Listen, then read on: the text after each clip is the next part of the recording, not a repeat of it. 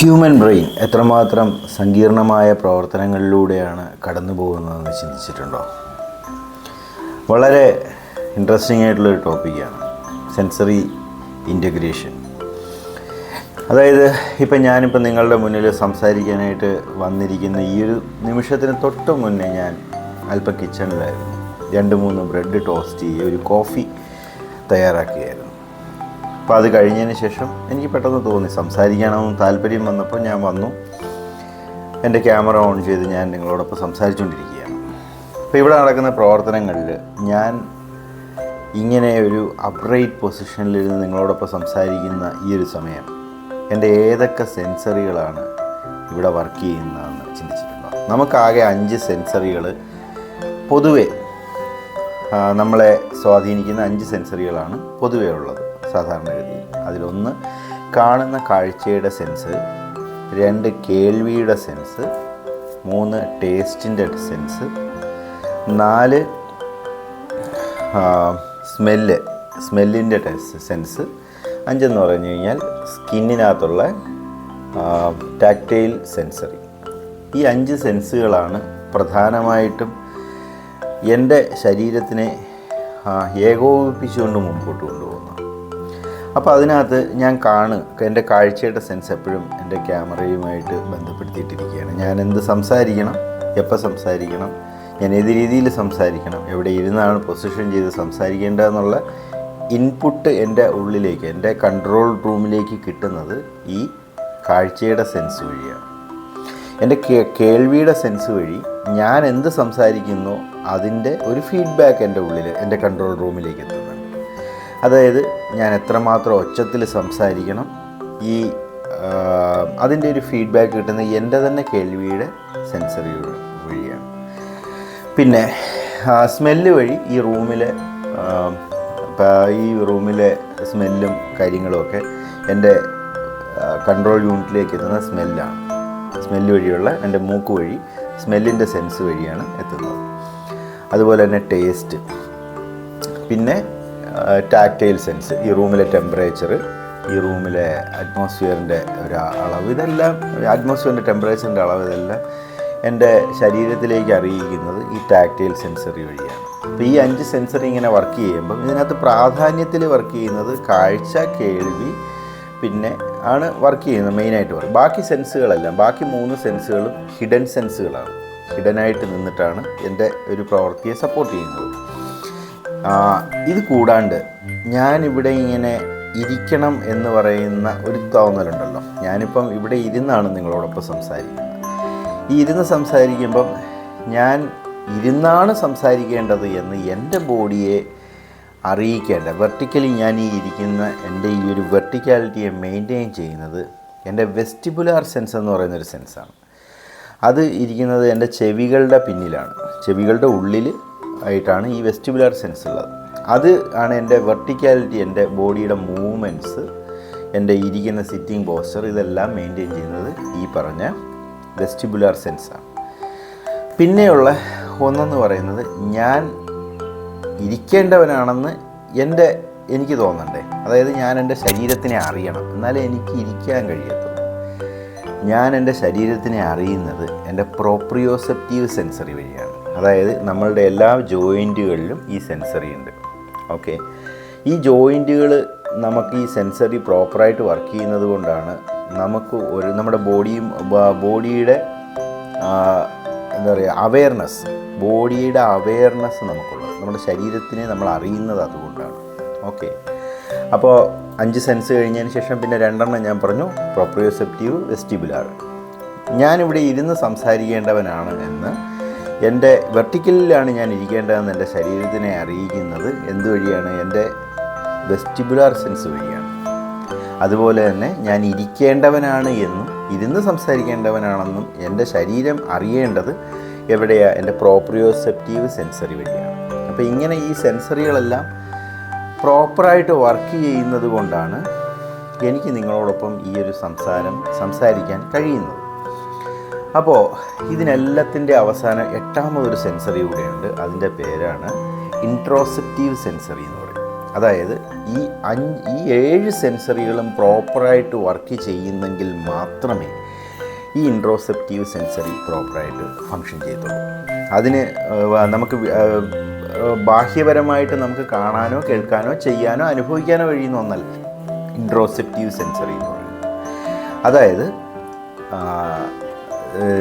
എൻ്റെ ഉള്ളിലുള്ള internal ഓർഗൻസിൻ്റെ control, ഇൻറ്റേർണലുള്ള എൻ്റെ സെൽഫ് കൺട്രോൾ എന്ന് പറയും. അതായത് എനിക്കിപ്പോൾ നിങ്ങളോടൊപ്പം സംസാരിക്കുമ്പോൾ ഒരല്പം ദാഹിക്കാൻ തോന്നുമ്പോൾ ഞാൻ ഉടനെ പോയി വെള്ളം കുടിക്കുകയാണ്. അപ്പോൾ എൻ്റെ മുമ്പിലൊരു പ്രയോറിറ്റി വരും. ഞാൻ വീഡിയോയാണോ പ്രയോറിറ്റി അതോ എൻ്റെ ദാഹമാണോ പ്രയോറിറ്റി? അപ്പോൾ എൻ്റെ ദാഹമല്ല പ്രയോറിറ്റി എങ്കിൽ ഞാൻ ഒരല്പസമയത്തേക്ക് ഇതിനെ ഒന്ന് ഹോൾഡ് ചെയ്ത് വയ്ക്കും. അതാണ് സെൽഫ് റെഗുലേഷൻ എന്ന് പറയുന്നത്. ഞാൻ നടന്നു പോകുമ്പോൾ എനിക്ക് തോന്നുവാണ് എനിക്ക് ഒരല്പം ദാഹിക്കുന്നുണ്ട്, ഉടനെ ഞാൻ അവിടെ അടുത്ത് കണ്ട വെള്ളം ഗ്രാബ് ചെയ്ത് കുടിക്കുക, അല്ലെങ്കിൽ ഒരാളുടെ ഒരു കുട്ടി നടന്നു വന്ന വാട്ടർ ബോട്ടിൽ ഗ്രാബ് ചെയ്ത് കുടിക്കുക എന്നുള്ളതല്ല എൻ്റെ മുമ്പിലെ സൊല്യൂഷൻ. എൻ്റെ മുമ്പിലെ സൊല്യൂഷൻ എന്ന് പറയുന്നത് ഞാൻ വെയിറ്റ് ചെയ്യണം. എവിടെ വരെ?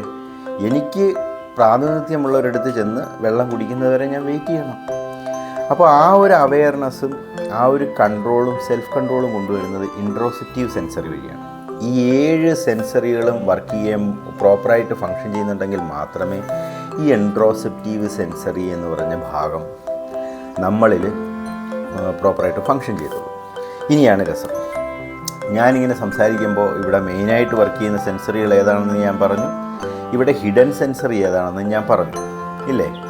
സപ്പോസ് ഞാൻ ഈ സംസാരിച്ചുകൊണ്ടിരിക്കുമ്പോൾ പെട്ടെന്ന് കിച്ചണിൽ നിന്ന് ഒരു കരിഞ്ഞ മണം വരും. അപ്പം ഞാൻ ഇങ്ങനെ സംസാരിക്കുമ്പോൾ പെട്ടെന്ന് എൻ്റെ ബ്രെയിൻ ഒന്ന് ഓർത്തു, അതിനുള്ള പോസിബിലിറ്റി എന്താണ്? ഞാൻ ഗ്യാസ് ഓഫ് ചെയ്തില്ലായിരുന്നു എന്നുള്ളൊരു തോന്നൽ എൻ്റെ ഉള്ളിലേക്ക് പെട്ടെന്ന് കയറി വന്നു.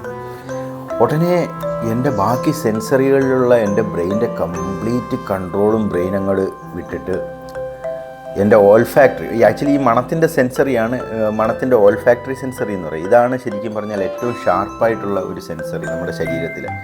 പെട്ടെന്ന് സെൻസ് ചെയ്യും. ഓക്കെ, ആക്ട് ചെയ്യുന്നതും പെട്ടെന്നാണ്. അപ്പം കരിഞ്ഞ മണം ഓൾഫാക്ടറി സെൻസറി വഴി വന്നു കഴിയുമ്പോൾ ഉടനെ ബ്രെയിൻ എന്ത് ചെയ്തു കഴിഞ്ഞാൽ പിന്നെ എൻ്റെ മുമ്പിൽ എൻ്റെ പ്രയോറിറ്റി എന്ന് പറയുന്നത് വീഡിയോയുടെ മുമ്പിൽ സംസാരിക്കുക എന്നുള്ളതല്ല. എനിക്ക് പിന്നെ എത്രയും പെട്ടെന്ന് എന്ത് ചെയ്യണം? ആ സ്മെല്ല് വന്ന സ്ഥലത്ത് ഓടിയെത്തണം. അപ്പോൾ അതിന് വേണ്ടിയിട്ട് എൻ്റെ ബാക്കിയുള്ള സെൻസറികളിലുള്ള കംപ്ലീറ്റ് കൺട്രോളും എൻ്റെ ബ്രെയിൻ അങ്ങോട്ട് എടുത്തതിന് ശേഷം എൻ്റെ ഗ്രോസ് മോട്ടോർ മസിൽസ്, ഈ ലാർജ് മസിൽ, നമ്മുടെ ശരീരത്തിലെ ലാർജ് മസിൽസിന് പറയുന്ന പേരാണ് ഗ്രോസ് മോട്ടോർ മസിൽസ് എന്ന് പറയും. ഗ്രോസ് മോട്ടോർ മസിൽസിലേക്ക് ആ ഒരു ഫോഴ്സിനുള്ള ഒരാക്കം അങ്ങോട്ട് കൊടുത്തു കഴിഞ്ഞു ബ്രെയിൻ. അത് കഴിഞ്ഞതിന് ശേഷം എൻ്റെ ഫൈൻ മോട്ടോർ മസിൽസിന് പ്രഷറുകൾ കിട്ടിക്കഴിഞ്ഞു. എന്ന് വെച്ച് കഴിഞ്ഞാൽ എനിക്ക് ഇവിടുന്ന് എഴുന്നേൽക്കണം, ഈ ചെയറിൽ നിന്ന് എഴുന്നേൽക്കണമെങ്കിൽ എൻ്റെ ഫൈൻ മോട്ടോറും ഗ്രോസ് മോട്ടോർ മസിൽസും ഒരേപോലെ. ഫൈൻ മോട്ടോർ മസിൽസ് എന്ന് പറഞ്ഞാൽ ഈ വിരലുകളുടെയൊക്കെ തുഞ്ചത്തുള്ള ഈ മസിൽസിനെയാണ് ഫൈൻ മോട്ടോർ മസിൽസ് എന്ന് പറയുന്നത്. ഇത് ഗ്രാബ് ഇവിടുന്ന് എഴുന്നേൽക്കണം. എനിക്ക് എഴുന്നേറ്റ് കഴിഞ്ഞാൽ പിന്നെ അങ്ങോട്ട് പോകണം, എനിക്ക് കിച്ചൺ വരെ ഓടണം. ആ സമയത്ത് എൻ്റെ ബ്ലഡ് പ്രഷർ ഹൈ ആകണം. അപ്പോൾ ആ രീതിയിൽ എൻ്റെ ഹാർട്ട് ബ്ലഡ് പമ്പ് ചെയ്യാൻ തുടങ്ങി. അതുപോലെ തന്നെ ഞാൻ അവിടെ ചെന്ന് കഴിഞ്ഞ് കഴിഞ്ഞാൽ എനിക്ക് അവിടെ പോയി ഒബ്സർവ് ചെയ്യണം എന്താണ് ഇവിടെ കരിഞ്ഞതെന്നുള്ളത്. ഇൻ കേസ് എന്തെങ്കിലും ഗ്യാസിനകത്ത് സംഭവിച്ച കാര്യമാണെന്നുണ്ടെങ്കിൽ ഞാൻ ആ സ്പോട്ടിൽ ഗ്യാസ് ഓഫ് ചെയ്യണം. അപ്പോൾ വീണ്ടും എൻ്റെ ഗ്രോസ് മോട്ടോർ മസിൽസിനെ അത് വർക്ക് ചെയ്യിപ്പിക്കുന്നു. ഇങ്ങനെ വളരെ ചെറിയ സമയത്തിനുള്ളിൽ തന്നെ ഒരു വലിയ രീതിയിലുള്ള ഒരു വർക്കിംഗ് ആണ് ശരിക്കും പറഞ്ഞാൽ നമ്മുടെ ബ്രെയിൻ നമ്മുടെ സെൻസറികളെ കൊണ്ട് കൺട്രോൾ ചെയ്യിപ്പിച്ച് വർക്ക് ചെയ്യിപ്പിക്കുന്നത്. സപ്പോസ് ഈ സെൻസറികൾ ഒരു പ്രോപ്പറായിട്ട് ഫങ്ഷൻ ചെയ്യാതെ വരുന്നൊരവസ്ഥയിൽ നമ്മുടെ ബ്രെയിൻ എന്ന് പറയുന്ന കൺട്രോൾ റൂമിനകത്ത് ബിസി ആയിരിക്കുന്നൊരവസ്ഥ വരും. അതായത് കണ്ണിൻ്റെ മുമ്പിൽ കാണുന്നുണ്ടെങ്കിലും നമുക്കത് ചെയ്യാൻ കഴിയാത്തൊരവസ്ഥ. ഓക്കെ, ഒരാളുടെ ഇൻസ്ട്രക്ഷൻ കേട്ടാലും അതിന് റെസ്പോണ്ട് ചെയ്യാൻ പറ്റാത്തൊരവസ്ഥ, സെൻസറി ഇൻ്റഗ്രേഷൻ ഇല്ലാതെ ഇരിക്കുന്നൊരവസ്ഥയാണിത്. ഈ അവസ്ഥയിലൂടെ കടന്നു പോകുന്ന ഒരുപാട് കുട്ടികളുണ്ട്.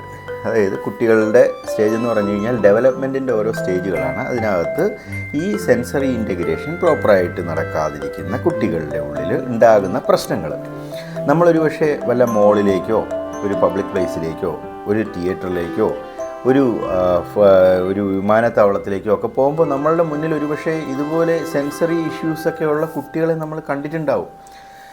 അവർ വളരെ സ്ട്രേഞ്ചായിട്ട് ബിഹേവ് ചെയ്യുന്നത് കണ്ടിട്ടുണ്ടാവും.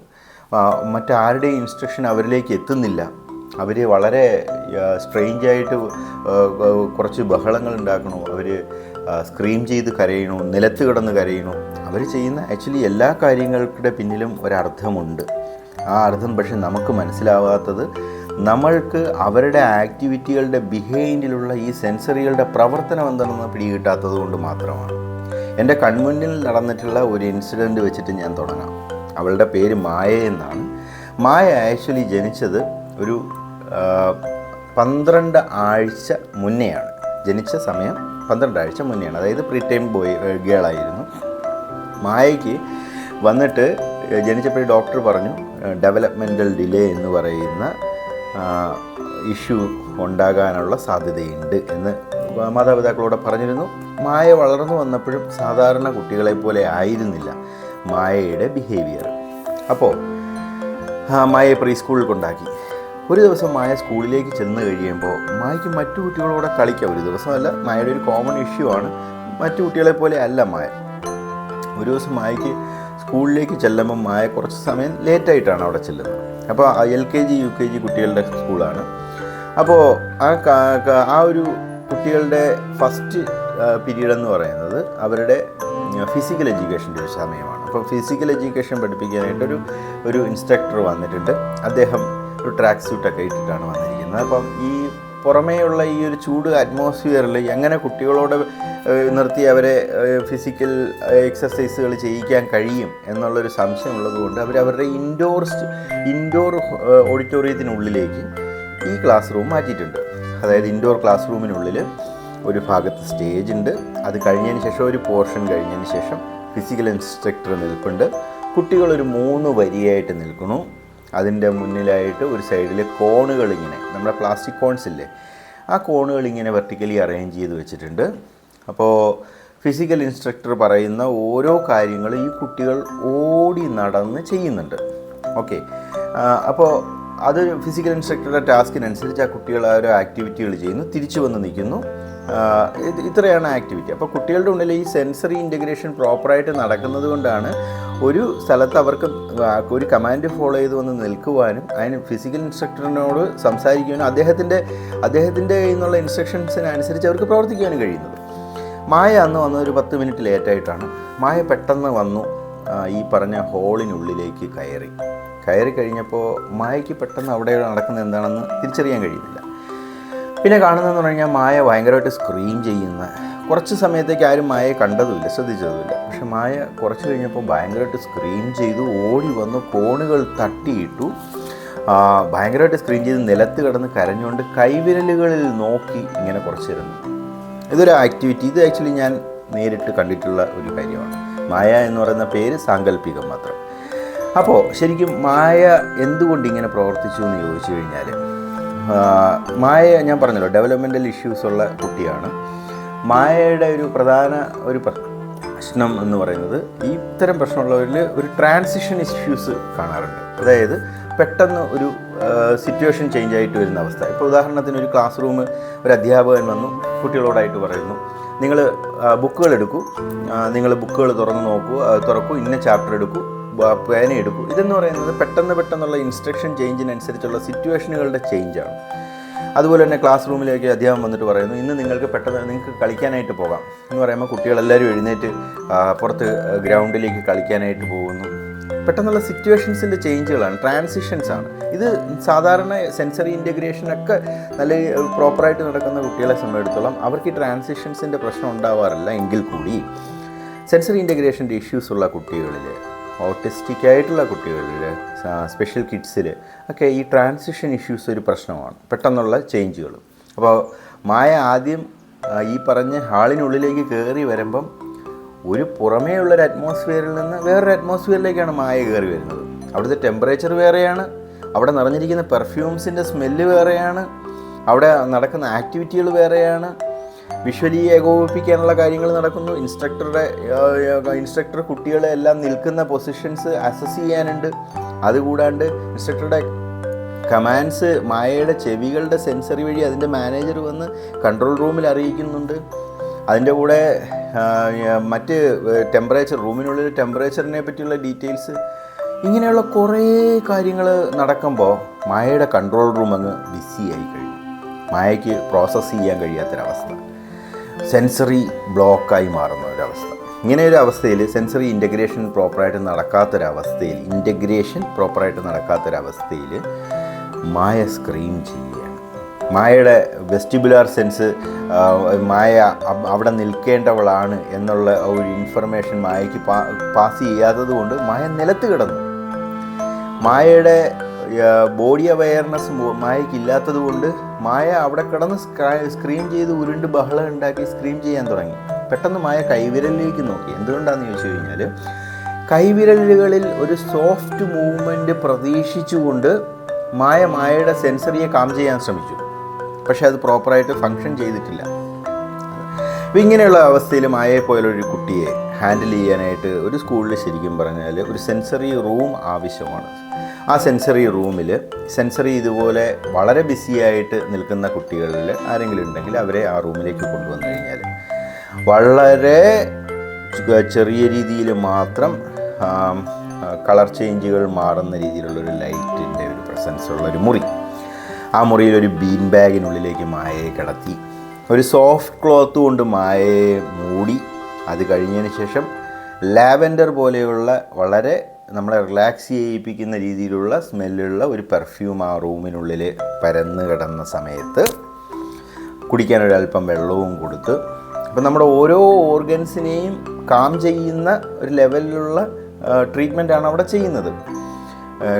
വെള്ളവും കുടിക്കാനൊരല്പം വെള്ളവും കൊടുത്ത് മായയെ എന്താ പറയുക, ഒരു നമ്മുടെ ഈ